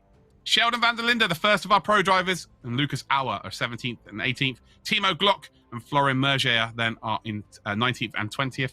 Robin Rogalski and Fabio Scherer in 21st and 22nd. And Adam Pinches, who didn't get a lap time in, one of the fastest drivers in the world, is going to start down in P23. Is he going to be able to take some solace of what Erhan Yuyovski was able to do in race number 1? Well, we're about to find out here then, as we do indeed have the countdown on the left-hand side of the screen. I think we're waiting for one driver. No, there we go. So they're all on the grid as it stands. It will be Keithley on pole position, Lerner in second. It is round number 6, or race number 6 then, of the DTM Esports Championship 2020. And I'll tell you what, Maurice Lerner's got an absolute flyer here. He's into the lead here already, surely. He's got the inside line as they come up towards turn number 1. And it will be Maurice Lerner that takes the lead. Keithley looks like he might be in P2. There's all sorts of shenanigans going on here. Cars facing the wrong way at the back end here as well, which is not ideal. But as it stands, the front 5, you could cover them with a loincloth, a blanket, whatever kind of fabric you want to use. But more importantly here, Jack Keithley's 4th position. So Lerner with a big opportunity here, but he's got so much pressure from behind. Along the right-hand kink here, the elbow corner, on towards the Kemmel Straight here. Lerner's going to be absolutely mugged off. As they head then down in towards Lace Comp for the first time. You can see Keithley there in number 92 under pressure here from Cihan. Cihan makes the move up the inside for P4. We've got 2x2. For P2 and 3, Yarshall's now involved here as well. We've got the race start and we've got the action happening through sector number 1. And well, it is Maurice Lerner that is going to take, well, not take the lead of this race. It's going to be Nuninghoff that's in the lead of this race as we state here. And where's Keithley? Keithley's dropped right down the order. So big title ramifications here from a poor start from Keithley. And Lerner's got it all to gain now. Yeah, Yuyovski getting himself up into 2nd place as well. The battles continue further back in the shot, though. Battle for P3, Lerner down the inside of Cihan there, coming up through the entry towards Puon. And the battles are further down the order as well. Timo Glock looking to try and improve position over Krippner here, further back through the field. But a big shuffle there inside your top 5 positions. Jack Keithley's down to 6th place now. He's had an absolute nightmare here on the start of lap 2 of race 2. Yeah, it's such a tough car to get off the line. Such high torque with these cars, so it's very easy to light the wheels up. And yeah, Keithley has just been absolutely mugged off through sector number 1. Let's talk about the pro drivers here. Lucas Auer. Again, we said he's got a lot to prove after race number 1. Didn't go quite so well. We're on board with him actually right now. Yeah, but he had a terrible race number 1. He's not had the best of championships, but he is in P15 right now. He is the leader of the big dogs, the pro drivers, and he's, again, looking very calm and composed. And he's got a bit of breathing room here, which is a real big factor. Of course, he's not got to worry about too many people in front of him, and he's got cars in behind him around about a second, so he's just about going to be able to ward them off in terms of the slipstream zone. But look at the front here. It is like a group of rats right now. Look at them. They're all over the place. Jack Keithley just sticking his nose out there with Vanna just in behind him. Vanna indeed representing Rocky's car just behind. I love that car there. We've then got in Lucas Muller in 8th position. We've got Hasser in 9th, and then Pajic just moved up into 10th position. It was 2x2 though, I believe, between Ivanov and Pinches in the background as well. Such crazy action happening by 3.3 seconds, 4 seconds separating the top 10 here, Connery. So we said it wasn't going to be, or I said it wasn't going to be any more crazy than race number 1. I was wrong already. This is going to be an absolute barnstormer. Yeah, I'm having a look at Cihan a little bit further down the line here, as he's had a couple of looks over Lerner already. He had a big duel with Yarshall coming in through the bus stop that he was able to win as well. So Cihan looking to be on the charge here. Definitely 2/10 of a second behind Lerner at the moment. That's just how close everyone is, especially here inside of the top 14 cars, all basically inside their own single train here, and Muller is involved in all of it, front and behind. Yeah, good there. Lerner then is in P3 here, 1.1 second behind Yuyovski and Nuninghoff. Looks like we've had a disconnected driver here as well. Can't actually see who that might be, so there has been a disconnected driver. Sheldon van der Linde. Oh, he's had such poor luck. over the last few weeks, and unfortunately it's going to be, well, again, leader of the championship here. This is a huge opportunity then for the other pro drivers to indeed gain some points on him here. So it's very unfortunate for him, but indeed it is, of course, you know, opportunity knocks for the rest of them. Lap 1, turn 10. Looks like Yayovsky and Lerner have had a little bit of a coming together. Yayovsky then holding on to P2. Again, it'd be interesting to see a replay of that, see what happened there exactly. Keithley then P6. They're not looking good here, but we know what sort of pace Keithley has, and he's the sort of driver here that has the opportunity to, indeed, with his natural pace, not use all of his DRSs here early, not use all of his push-to-passes, and potentially have that later on in this race and make a real charge.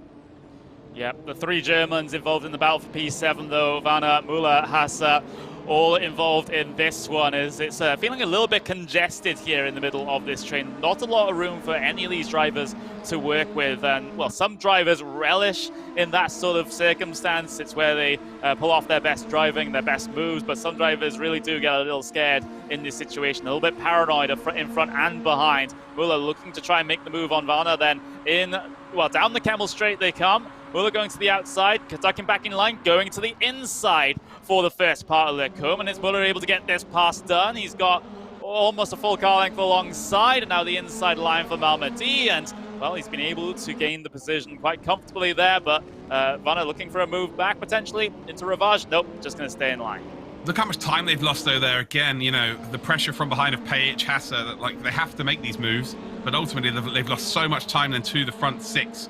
As it stands, though, it's Nuninghoff again, who has a lot of unfinished business to deal with in this race. He's 4 tenths clear of Yayovsky. Lerner then 4 tenths further back from Yayovsky in P3. We've then got Chihan 4th, Yarshall 5th, and Keithley in 6th position. 2 seconds separates the top 6. We're on board with Krippner, though, in P21. Drive-through penalty for Attila Dinier, then. So Dinier has got a drive-through penalty. He is in 16th position, so he's going to have to come through the pits. Adam Pinches, 5.7 seconds off the lead. He started P23. He is up into 12th spot. We're on board then with Jonas Vanna. Again, he's lost a bit of time here to Lucas Müller. So Müller off to try and chase down that top 6. But these two haven't, or these 3, these 4, these 5, these 20 drivers all have a shenanigans. It's just costing them so much time to the race leaders.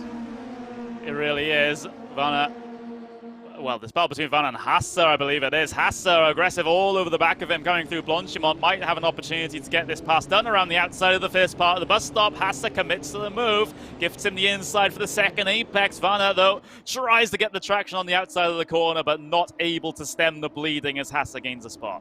And Pajic now. Pajic trying to go around the outside himself here in that number 25 car. Oh, and there's, well, you can see there, we've got a drive-through penalty of Dinier then coming through.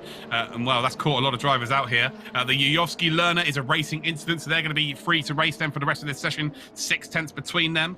We've got a late move up the inside here by Rogalski, I think. Rogalski making a move on Rudinger, potentially. How close was it? Here we go. Here's Yayovsky battling for the lead of this race then. So there's a mistake from Nuninghoff. He was 7 tenths clear last time we saw. So can Yayovsky make the move for the lead? He's going to have the outside line, though, through Lacecom, the early part. Oh, Nuninghoff there. That is a committed entrance through there. He had the inside line. Very difficult to go late on the brakes there and be able to indeed hold your line good enough to indeed put the other driver off, but also hold the lead through the second part of that chicane. Superb stuff there by Nuninghoff, and he really wants this, that's for sure.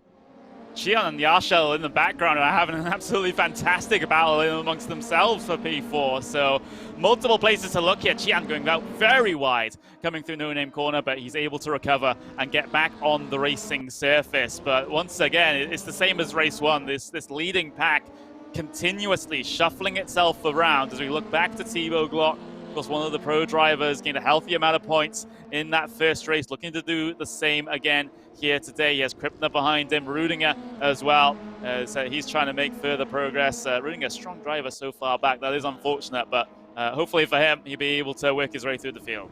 I'll tell you what, I want to give a shout out to Auer, Lucas Auer. He is not looking back at all here. 5 seconds clear of this group behind. He's in a great position here to score maximum points as a pro driver for his team. As we watch Carlo Luciano Bedin, and he is in behind Ivanov. Ivanov there goes defensive. It's going to force him to go. There's no way he's going around the outside here through Blanchimont. Is he going to be able to go around the outside through Blanchimont? They are too wide, and he is going to be able to do so. He's kept his nose there as he comes towards the bus stop. A little bit of door banging through the right-hander, then towards the bus stop chicane here. And Ivanov is still going to keep his nose there. A little bit of oversteer there from Carlo Luciano Bedin. Luciano Bedin on the power a little bit earlier, gone for the whoop-de-wop. We'll have the outside line then going up towards turn number 1, but I think Ivanov may be able to hang on here. And I tell you what, at 4 different points of that little battle there, it looked like either of those drivers were going to be in the lead and keep hold of it. And ultimately, it just kept changing hands.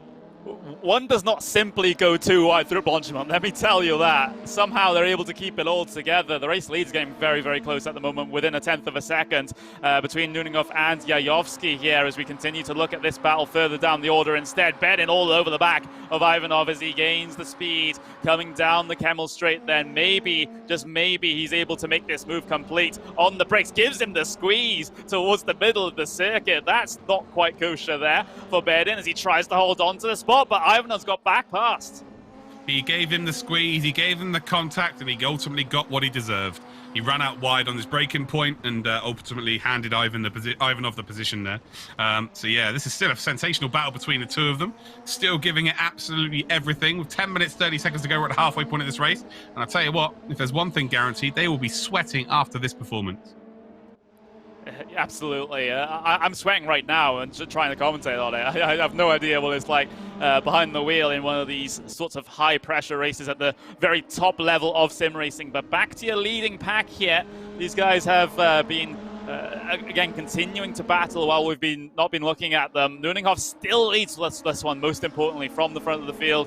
You've got Yayovsky in 2nd place, Lona in 3rd. Keithley's still down there in 6th place, though. Maybe he's just conserved for the first part of this race after his errors and maybe able to make a late race charge. But he's, coming into the halfway point of the race now, and he might quickly start to run out of time. Team Kelvin van der Linde then, captained by Rogalski this weekend. We can see that Jonas Vanna then holding on to that P10 as it stands, looking for a move forward here. But look at this, Carlo Luciano Bedin once again is going to have to go around the outside as they've got a back marker to contend with here. Was that a back marker or is that for a position? That's Stefanko? No, it's not Stefanko. It's Pinches. So it is Pinches, yes. So are they both going to get them? Ivanov then's going to have the outside line. And well, just casually, if it couldn't get any more crazier, we're going to go 3 wide towards turn number 1. Brace yourselves, ladies and gentlemen, as it is Ivanov on the inside. Pinches gets pinched through the middle. And has he managed to get the inside line and get the positions back here? We've got the battle for the lead happening on as well. Again, so selfish from the leaders to take us away from that battle. Nuninghoff then leading the way, 700ths of a second between him and Yayovsky. And Lerner also is just, well, he's just lurching in behind there as they come up towards Lescom once again. And Nuninghoff holds on. We said he had unfinished business in terms of race 1 into race number 2. And he has proven that fact here hugely. Absolutely dominant display so far. And again, we saw so many different changes for the lead in race number 1, Connery, but Nuninghoff's got up into the lead and that's been it. And look at this. This is the Pinches. The Pinches, I think, must have had a slowdown of some sort because he wasn't really in this battle. Then they go 3 wide once again and we don't get the rest of that action. But yeah, it's great to see that there's battles all over the circuit right now. Yeah, it continues to get shuffled no matter where you look on that scoreboard on the left, or the timing board on the left-hand side. It's just all shuffling around. You can even see the fights at the very back of the field. Oh, Rogalski up over the curb and even into the grass, but the up and under is successful from Dina as he's able to get the pass back through. But Rogalski, that was a bit of an optimistic move there. I think Rogalski needs to turn the racing line on just so he knows where the track is. That was that was the most optimistic move I've seen of this championship thus far. But again, he's still alive. That's the main thing. His car is still in one piece and he's in P18, so he'll look to try and get, there we go. There's the replay. Yeah, that's definitely not how you make an overtake in that corner again. Thank you to Rogalski, though, for stepping in this week for Kelvin. Kelvin, of course, at the Spa 24-hour this weekend, so unfortunately he's not able to race here due to the global situation, what's going on right now. So again, it's really great to see that Rogalski's come and stepped in for him. And well, regardless of whether he's extended the track there or cut the circuit, he's still trying to give us some entertainment. I'll tell you what, though, Connery, this is about to get a little bit hairy again, down through turn number 1.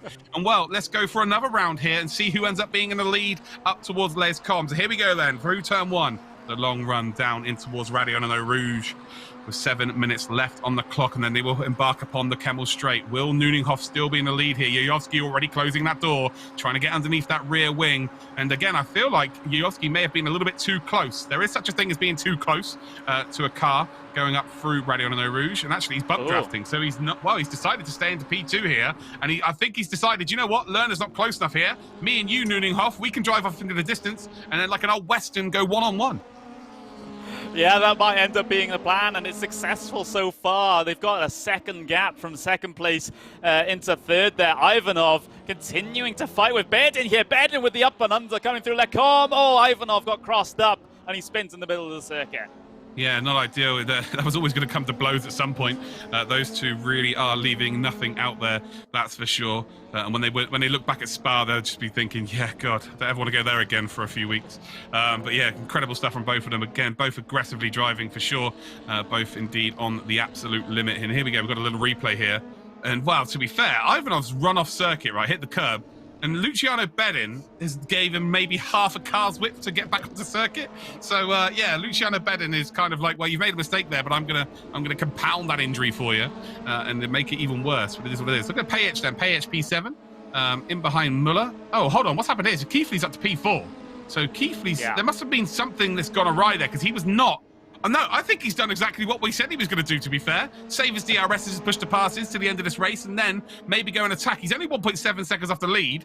And, well, to be fair, all he needs to do really is finish ahead of Lerner. He doesn't really need to win this race. But if he's got all of that action left to use, then absolutely, he could become favourite to win this race. But again, we're going to see round 760 of the first sector here of Spa between Nuninghoff and Yuyovski. And is Yuyovski now finally going to try and take the lead here, or is he going to try and bump draft him again? That's exactly what I'm questioning as well. How much of a gap is a comfortable enough gap for Yuyovski? It sits at about 9/10 of a second at the moment, so it's come down since we last talked about it.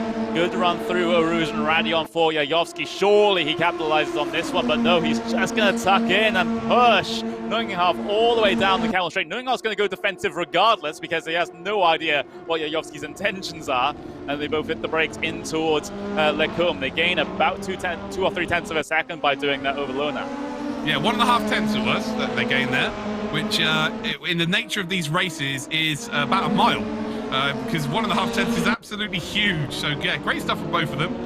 I think Yuyovski needs to be careful though, because I think he must be able to see his delta here and see that Keithley is absolutely flying at this point.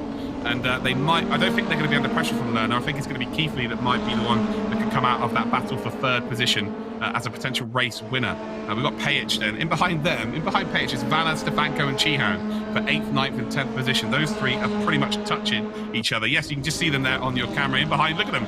They're like a group of pigeons, just all flying in a formation in behind. We're on board then with Keithley.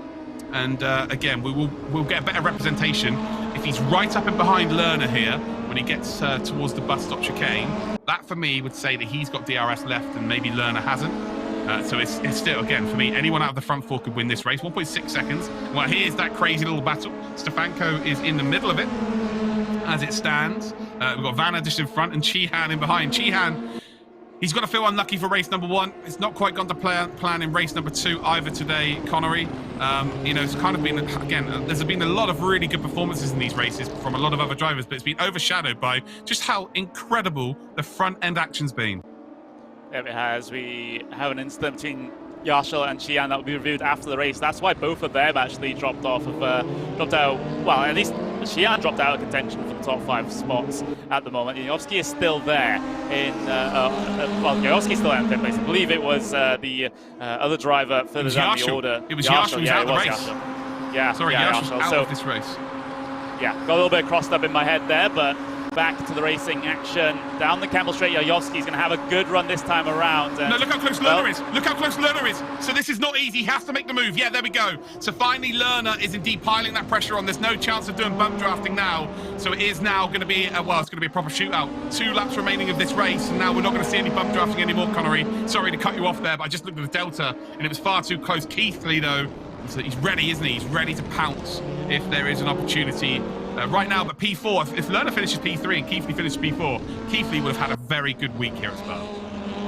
Yeah, he would have. There's battle further back in the pack as well. Ivanov and Rudinger this time around, deciding to scrap it out, coming towards the closing stages of this race. So multiple places out there to look at if you want to find some sweet racing action. But with 2 minutes to go here, Nuninghoff, Yayovsky, Lona, Keithley, the top 4 cars are definitely the place to look at the moment, because they could definitely finish in any order whatsoever.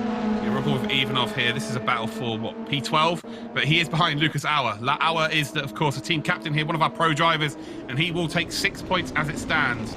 So again, it doesn't matter whether he loses these positions really to Ivanov and Rudiger. Top 10 only score points in the race championship, the official single driver championship. But in terms of the team championship or the pro drivers championship, Lucas Auer has got a couple of positions in hand here, but here we go then. We're on to the final lap of this race, and Nuninghoff, well, he has got company. And if he had a doorbell right now, it would be ringing off the loop. And look at Jack Keithley. Keithley's just trying to shape up a move here on Lerner. Yuyovsky with a huge error. Their tyres really will be going off here, indeed, as well. Down towards turn number 1. And while we said, will Lerner and indeed Keithley battle? Well, yes, they will. That is already happening right now. Lerner then trying to indeed hold him off. And well, what's the difference here? 0.6 of a second.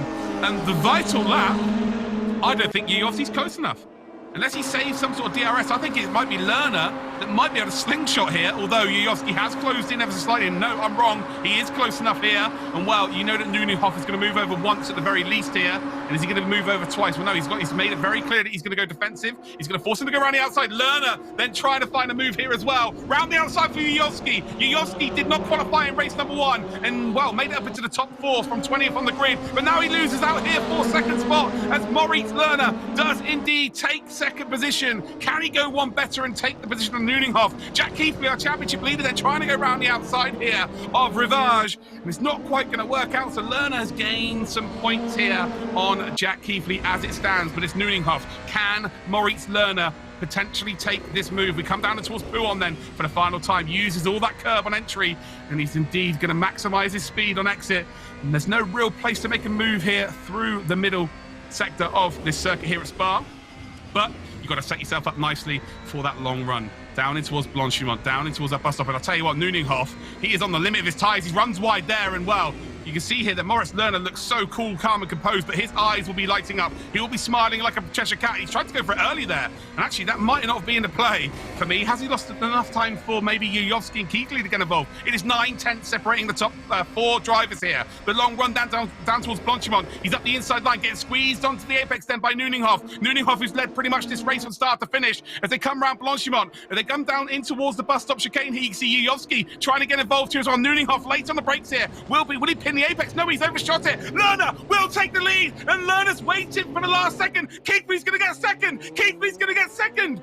Is he not? Or was it Nuninghoff? Yes, it was Keithley. What a finish here, Connery. Moritz Lerner takes the victory. Keithley second, and I think Nuninghoff will get third, and Yuyovsky in 4th spot. What a finish.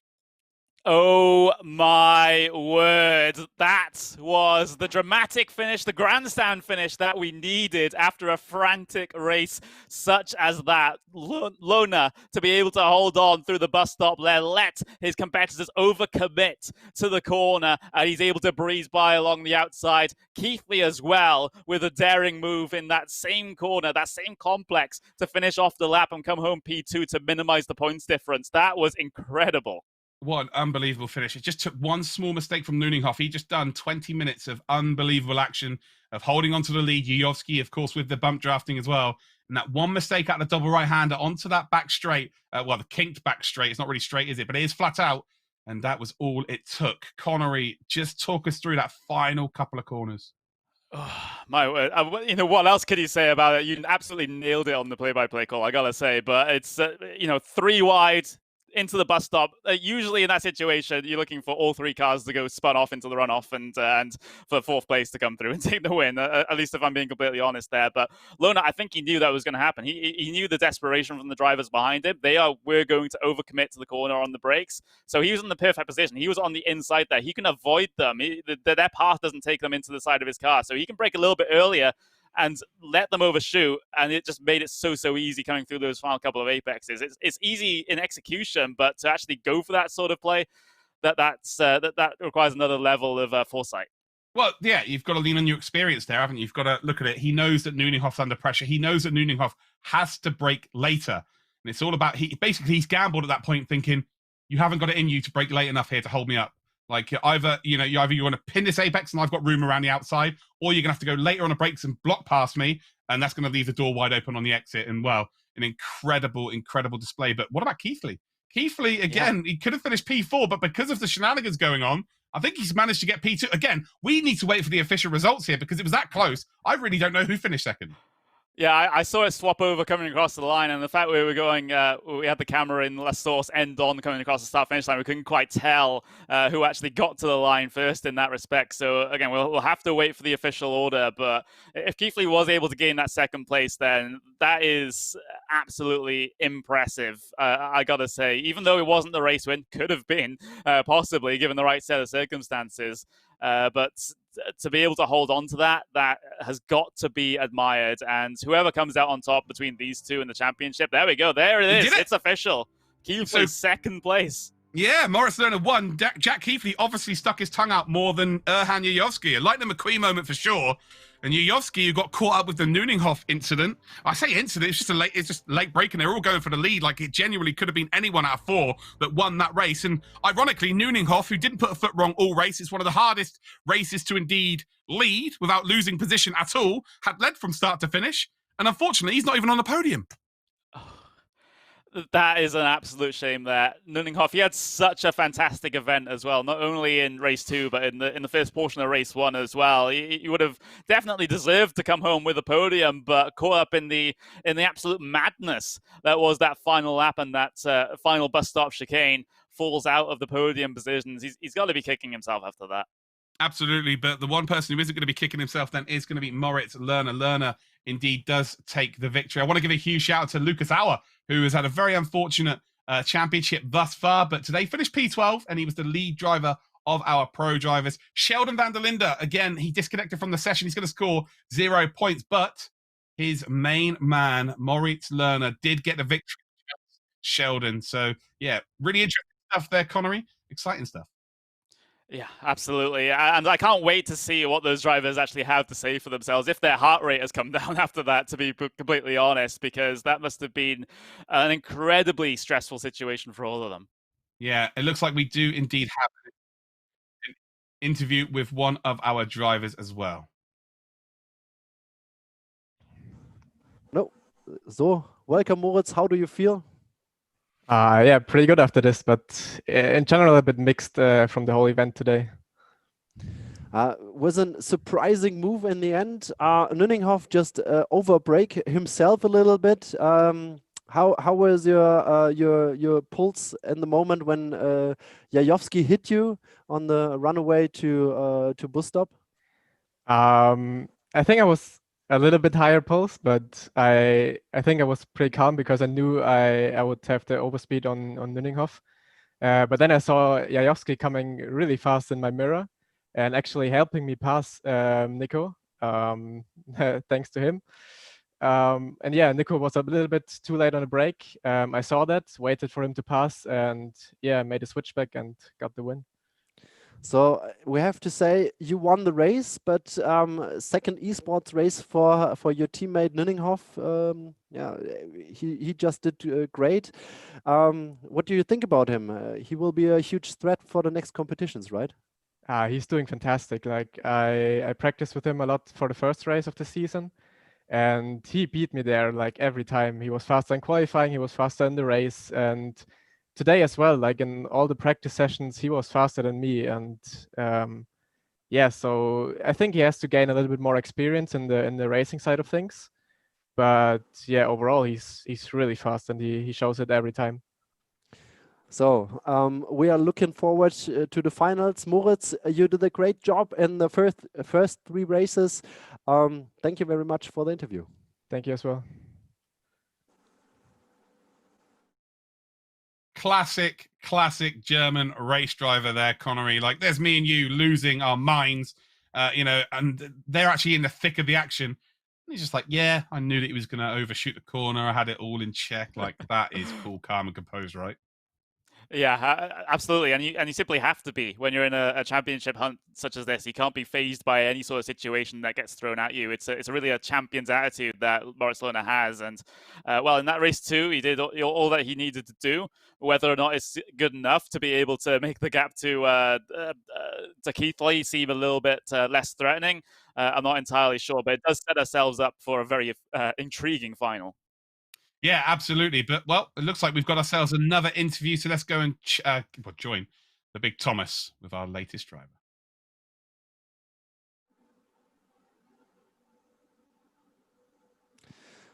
Bei mir oder with me is Lukas Auer. Lukas, you had some troubling races, but I think from what I saw, you had much fun, right? Yeah, it was a lot of fun. This race was clean. I mean, there were some good battles going on, but this time I tried to stay out and stay clean and just to bring it home. And I think that was the goal, and I achieved it. Nice. So what do you think about your esports team? Super. I mean, for me, to be honest, it's a bit difficult because you need to practice so much in order to be competitive. So for me, I step in and I try to do my best, yeah. So the other guys, they are really the sim pros, but I really enjoy doing something else or doing this on the simulator, and good fun. I love that you are smiling. So we really take what you say. It looks so honest. I'm really happy to have you in this competition. What is the plans for the last part of the year now for you? Practice on the sim and go for the top 10 for the last race. No, but obviously we are racing nearly every week, so very busy at the moment. And next to that, I do quite a bit of sim racing, so busy all the time. Nice. Thank you, Lucas. We will meet at least at the next race again, and yeah, have a good evening. Thank you. You guys too. Cheers. Fantastic to see Lucas there. So happy with his result. He's not had a great championship, if we're going to be completely honest, but his smile says it all there. He is taking this as seriously as possible. But now let's check out what the championship standings are for the individual drivers. As you can see, then it is Jack Keithley who's extended his lead. Then he's now on 122 points to Moritz Lohner then, who is in second position on 106. We've then got Erhan Yayovsky then with a great week. Even it started off terribly here at Spa, but he's had a very good week. He's in the top 3 with 71 points. Tim Yarshall then is on 70 in fourth position. Emre Cihan is on 55 points. Nunninghoff is on 46 points. He probably could have been P5 if he didn't make that mistake at the final corner. Florian Hasser is on 32. 28 points then for Spa-Francorchamps. Jonas Wanner then is on 25. 24 for Rudinger.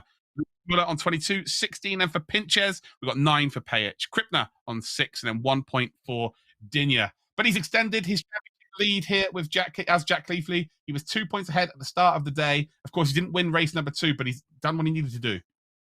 Yeah, that's so important, especially coming into that final round where double points comes into effect. Of course, it's also a special format as well, and I haven't been told what the special format is for that final race, so that's going to be interesting once we get to it. But here are the teams championship points here as they stand at the end of this round. Team Sheldon, 190 points, still lead the way thanks to the efforts of Lohner and Yarshall. Krippner contributing a handful of points as well. Scherer in second place thanks to the help of Jack Keithley, Rudinger, and Muller. And then see Team Kelvin van der Linde in that third spot to hit triple digits, to be the third team to be able to do so. Yeah, absolutely. Sheldon van der Linde, again, the lead has been cut by 1 point from race number 2, but it's good to see that the pro drivers are able to get indeed their points on the board so that indeed they can help the team. Of course, they haven't got as much time as the rest of the drivers, but moving forward, we don't know the tracks for the next few races. If anything is to go by the first 6 races, the final's going to be absolutely incredible. Yeah, absolutely. It's I can't wait for it, especially if it's going to be as close as it was here today between all those championship contenders. Even those outside of the championship as well could get their hands stuck in and try and play with those guys trying to fight the championship a little bit. Well, it's been an absolute pleasure to work with you again, Connery. I will see you again in a couple of weeks, the same as everybody at home. But this has been the DTM Esports Championship 2020, and I'll see you next time for the final.